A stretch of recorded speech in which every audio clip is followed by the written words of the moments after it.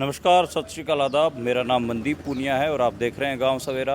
मेरे पीछे आप जो ये मंदिर देख रहे हैं, ये बैल का मंदिर है, सांड है। और इस सांड का मंदिर इसलिए बनाया गया आज से 21 साल पहले, जब यहाँ इस इलाके में किसान आंदोलन चल रहा था, तो इस सांड ने किसानों का साथ दिया।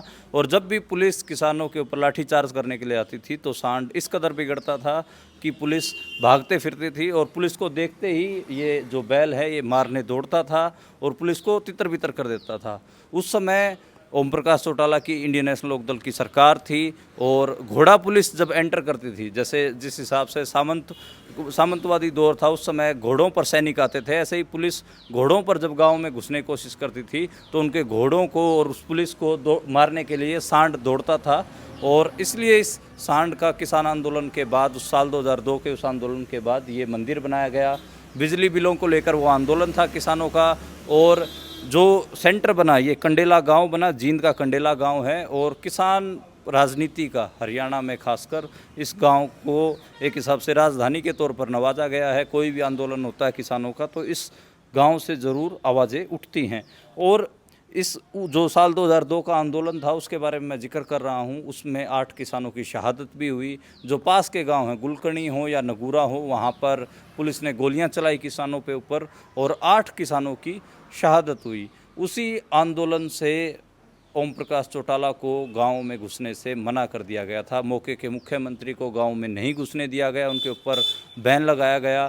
सामने ही खाप का चबूतरा भी है, उसको जो कंडेला खाप है उसका वो चबूतरा है, नया बन रहा है अब तो। और वहाँ से ही ये फरमान हुआ था कि मौके के मुख्यमंत्री ओम प्रकाश चौटाला को गांव में नहीं घुसने दिया जाएगा।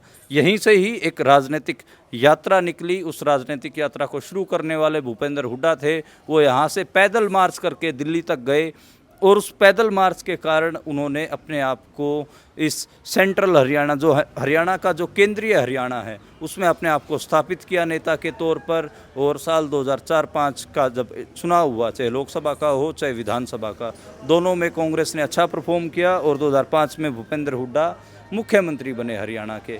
और उसी के बाद अगर हम बात करें तो वो 2014 तक हरियाणा के मुख्यमंत्री रहे हैं।